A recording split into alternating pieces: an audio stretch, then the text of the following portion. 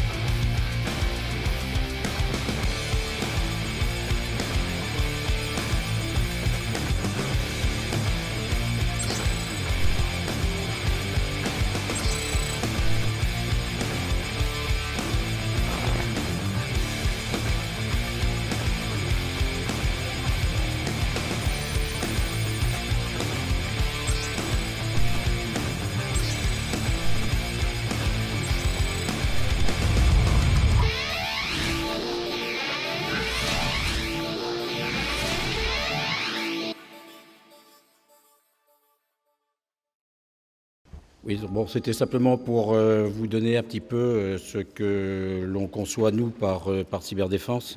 Bon, si Frédéric vous a présenté, Madame Frédéric Duzet vous a présenté le contexte général, tout ce qu'elle vous a dit représente parfaitement le cadre dans lequel l'État français aujourd'hui se positionne. Et moi, je n'ai rien à retrancher, à rajouter à l'ensemble du cadre stratégique qu'elle vous a présenté.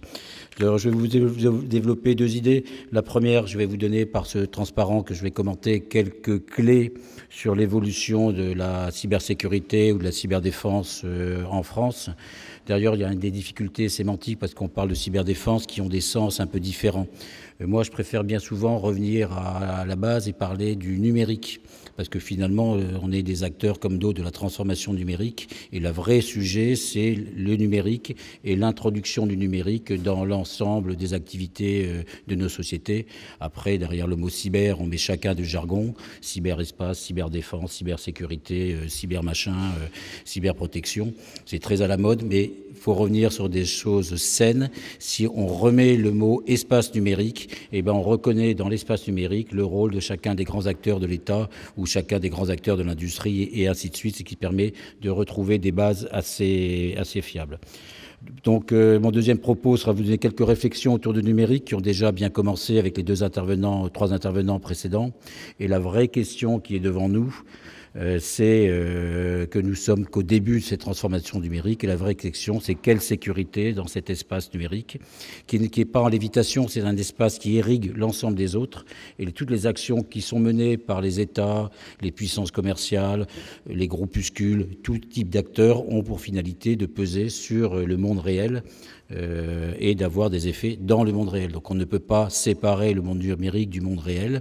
C'est un remarquable amplificateur d'effets. Mais, et on le voit bien, vous prenez les exemples récents, des supposées attaques supposées commanditées par le pouvoir russe sur les élections américaines. Vous avez une combinaison d'opérations d'information couplées à des révélations techniques de bas niveau avec une influence dans le monde réel qui dépasse le coût des investissements, et c'est une opération qui n'a pas dû forcément coûter très cher. Donc cet espace irrigue l'ensemble des autres. Cet espace a des acteurs extrêmement divers, l'individu dans son garage, les contestataires, les groupuscules, jusqu'à aller à les organismes, les mafias structurées et organisées qui se développent extrêmement rapidement aujourd'hui, et jusqu'aux acteurs dans les différents États. Ça modifie profondément le rapport des forces, parce que ça veut dire qu'un acteur isolé de quelques dizaines d'individus peut se permettre d'interpeller un État pour faire une opération de déstabilisation. Pas besoin d'avoir des armées très nombreuses. 10 acteurs à peu près avec des bons moyens font des choses qui permettent d'attaquer la confiance que le citoyen pourrait avoir dans son État. Donc des rapports de force modifiés. C'est un domaine où nos structures vont devoir s'adapter, où nous allons devoir innover, et je reprends ce que dit le représentant de Steria, mais c'est aussi un domaine où l'industrie doit avoir évolué, sinon elle va être condamnée à disparaître, et c'est un domaine où c'est les usages qui vient et qui fait la puissance, et c'est quelque chose d'extrêmement innovant, innovateur, et qui vient bouleverser les relations que l'on a. Et c'est un domaine dans lequel on est amené à parler à des tas d'interlocuteurs différents. Je parle des GAFA, le rôle que prennent aujourd'hui les GAFA, c'est des rôles de dimension stratégique. Ça n'a rien à voir avec le rôle que pouvait avoir une grande entreprise dans les années 60 ou les années 70. C'est une priorité pour le ministère de la Défense. 2 chiffres. Sur mon périmètre, quand j'ai pris mes fonctions en 2011, il y avait à peu près une centaine de personnes qui s'occupaient du cœur de mon cœur de métier aujourd'hui. Aujourd'hui, je pense que nous sommes à peu près 2000 et ils seront 3000 à peu près en 2019, ce qui vous donne à peu près une idée de la façon dont l'État français, au moins au ministère de la Défense, a pris en compte cette dimension. Donc je ne vais pas revenir sur l'histoire de l'Internet qui est apparue à peu près dans les années 95, c'est-à-dire le moment où l'Internet a remporté la partie par rapport à tout ce qui était l'informatique qui venait des grands opérateurs, au moment où Deutsche Telekom et France Télécom en Europe ont perdu face au monde de l'informatique, et à partir de 95, en gros, l'arrivée de l'Internet, c'est une vague qui a submergé l'ensemble des organisations. Et quand je dis l'Internet, derrière, je parle surtout de tout ce qui tourne autour des technologies IP qui se sont progressivement imposées dans l'ensemble de nos organisations, l'ensemble des systèmes. 2007 est une date clé. 2007, c'est la révélation de l'attaque contre l'Estonie menée par des pro-russes. Et à partir de 2007, les nations se sont tous tournées et ont tous modifié leur structure de l'Internet. En France, la première étape, ça a été le livre blanc en 2008, dans lequel la France, la première fois, a exprimé une volonté de changer complètement sa sécurité des systèmes d'information pour vraiment en faire une sécurité nationale, un acte de sécurité nationale. La sécurité des systèmes d'information, on en fait depuis les années 50, mais le fait d'en faire une priorité nationale, ça prend ses sources dans le livre blanc 2008 qui a été préparé par un ensemble de rapports parlementaires et c'est nos parlementaires qui ont très souvent été à l'origine de la mise en mouvement de l'État et d'une création d'une dynamique autour de la cyberdéfense. 2009, la création de l'Agence nationale. Nous avons en France une agence nationale de sécurité et système d'information qui est aujourd'hui l'autorité nationale de cyberdéfense, qui est une agence qui faisait une centaine de personnes en 2008, qui va bientôt en faire 600. Elle est rattachée directement au service du Premier ministre, donc elle se situe au-dessus des différents ministères qui lui donnent une position assez confortable. Donc elle n'est pas en concurrence avec les différents ministères, ni l'Intérieur ni la Défense. Elle est au-dessus de nous et on se coordonne très bien avec elle. Cette agence, donc au sein du ministère de la Défense, en 2011, on a commencé à structurer notre organisation militaire, c'est-à-dire pour mener des opérations dans l'espace numérique. On était structuré pour conduire et diriger nos systèmes d'information. On était structuré pour les sécuriser. Là, on a mis en place une capacité qui est montée en puissance pour conduire des opérations avec une doctrine, une stratégie. Le livre blanc 2013, lui, a tenu compte des 3 années de travaux qui ont été menés de à peu près à cette période-là pour clairement afficher l'ambition de la France. Vous avez quasiment dans ce livre blanc quelque chose comme 17 pages consacrées au domaine de la cyberdéfense. Au sein du ministère de la Défense, nous avons mis en place ce qu'on appelait un plan stratégique qui nous a permis de franchir les années 2014-2016 et de structurer toute la démarche du ministère de la Défense. Nous sommes beaucoup rapprochés des industries. Nous avons mis en place un pôle d'excellence en région Bretagne qui permet de se rapprocher de partenariats public-privé et de faire un gros effort sur tout ce qui est la formation et la recherche, parce qu'on est bien sûr convaincu que le vrai enjeu dans le matière de développement de cyberdéfense, c'est pas forcément que la technique, c'est surtout les gens qui seront derrière. Et la force d'une nation en matière de cyberdéfense sera la force de ces personnes, sa capacité à mettre ensemble des experts des sciences humaines et des experts des sciences plus dures, mathématiques, crypto, tous ces sujets extrêmement techniques. Et c'est cet ensemble de forces qui fera qu'une nation sera une grande puissance du domaine de la cyberdéfense ou ne le sera pas.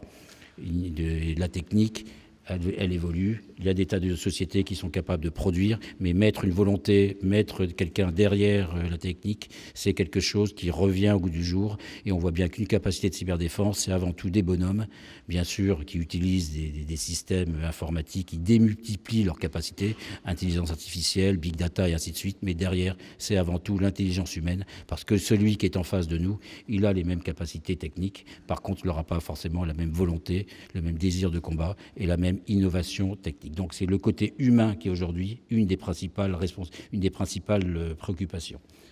En France, nous avons sorti une stratégie nationale pour la sécurité du numérique qui a été portée par le Premier ministre et qui est portée par les services, l'ensemble des ministères.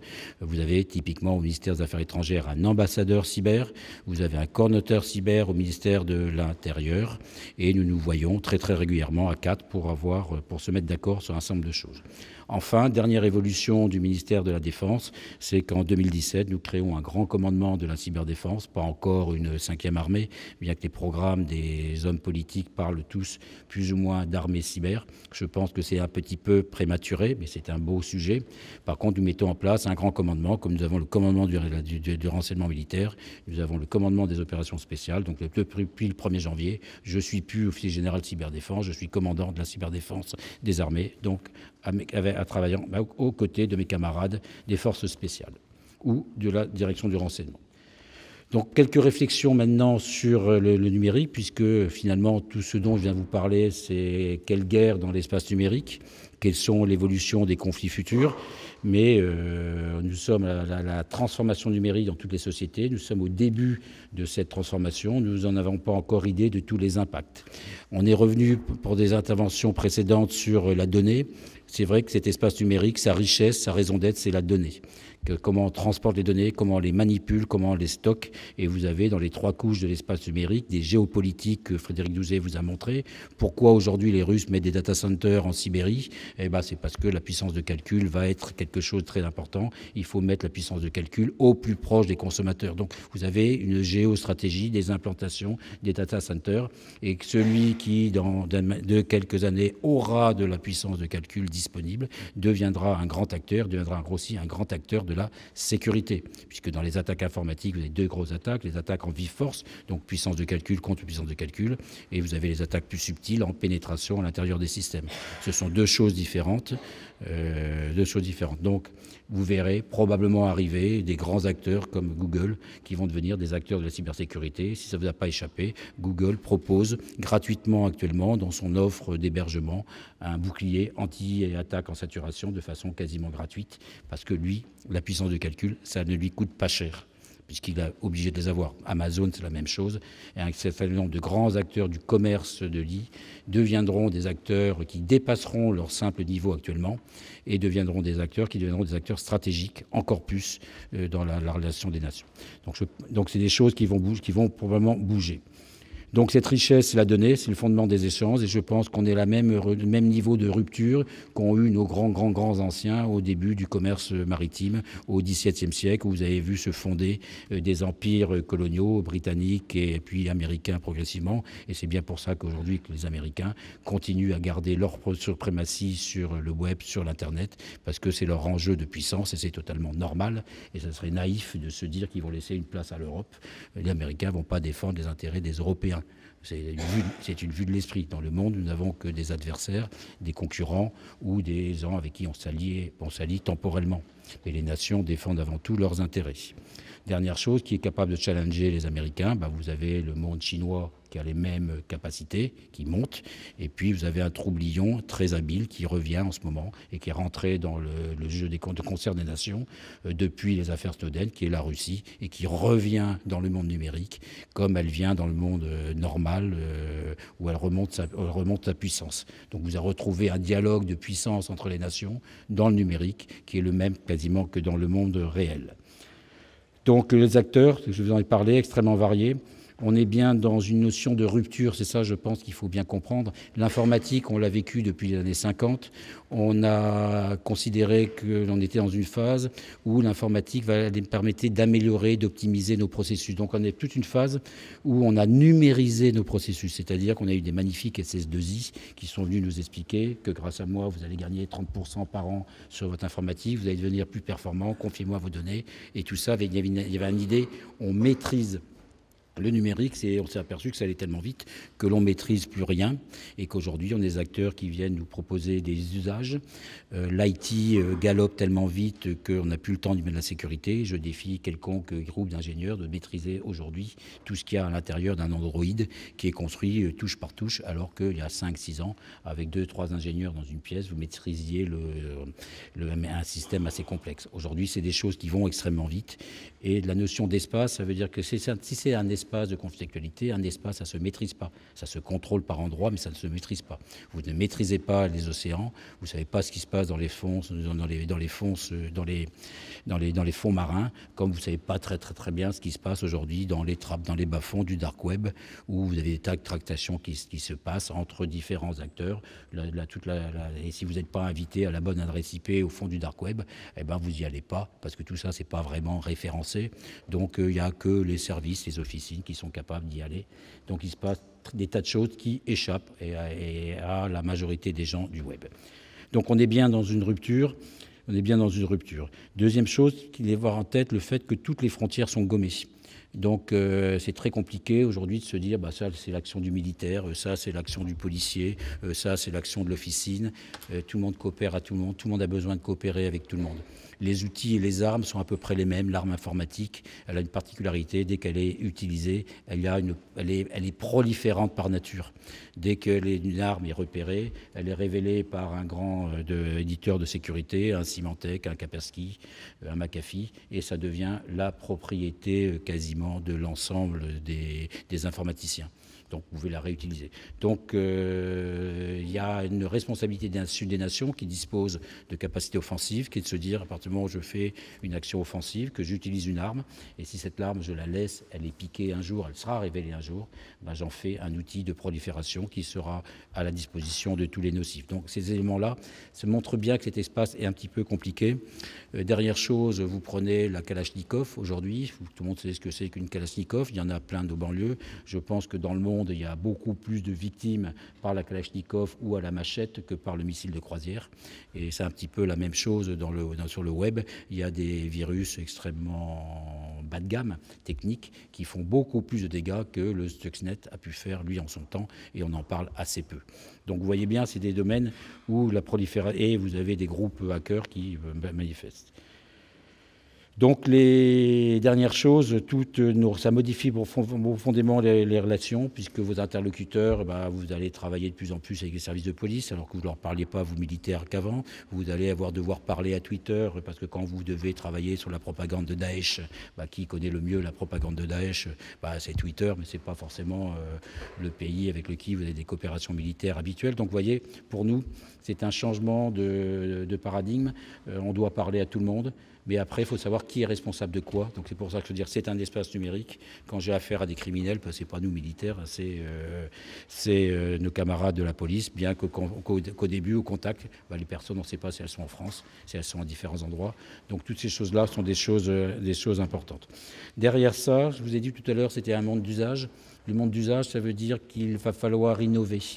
Donc l'avenir, je pense, sur le web appartiendront à ceux qui seront conciliés innovation des usages. Nous, en jargon militaire, on dirait innovation tactique et innovation technologique. Si vous savez combiner les deux, vous avez un avantage. Si vous êtes que bon dans la technique, que votre technique, vous ne savez pas en faire un usage, je veux dire, vous ne servez pas à grand-chose. Et si vous êtes que dans les usages et vous ne savez pas surfer sur la technique pour vous adapter et changer de modèle, vous n'êtes pas bon non plus. Donc il faut arriver à trouver les deux.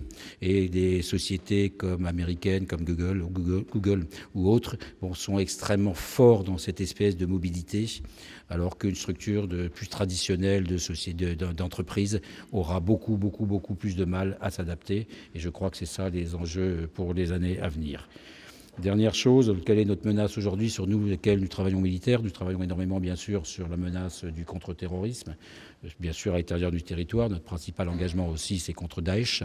Et ce qui est très intéressant, c'est quand vous regardez la propagande de Daesh à laquelle on se confronte tous les jours, vous avez une propagande qui est conçue, imaginée, validée au fin fond de la province de la ville de Raqqa et de Taqab par des petits groupes, quelques dizaines de personnes, qui ensuite sont positionnés sur le web à des endroits où le cadre juridique est favorable ou à des endroits où il est très compliqué pour l'État de venir les dénicher. Donc nous, en jargon, d'habitude, il y a un sanctuaire numérique de Daesh qui se situe en Californie. Et puis après, vous avez des relais de gens qui se relaient pour se donner rendez-vous et pour aller chercher les documents et pour les diffuser. Et tout ça, ça utilise de grands réseaux sociaux. Et chacun des réseaux sociaux a un peu sa place dans la stratégie de diffusion de la propagande de Daesh. Voilà, donc là, c'est typiquement un cas d'école d'une structure innovante où ils ont des experts pas forcément de très bon niveau, mais qui maîtrisent bien les processus du web, qui sont capables de se dire, là, le cadre juridique est favorable, donc on va planquer nos affaires ici. Donc typiquement, quelqu'un qui est extrêmement mobile et qui est quand même difficile à poursuivre. Voilà quelques éclairages que je voulais vous donner, en essayant de ne pas avoir été trop long. Et je suis prêt à répondre à vos questions avec les autres intervenants, bien sûr. Merci.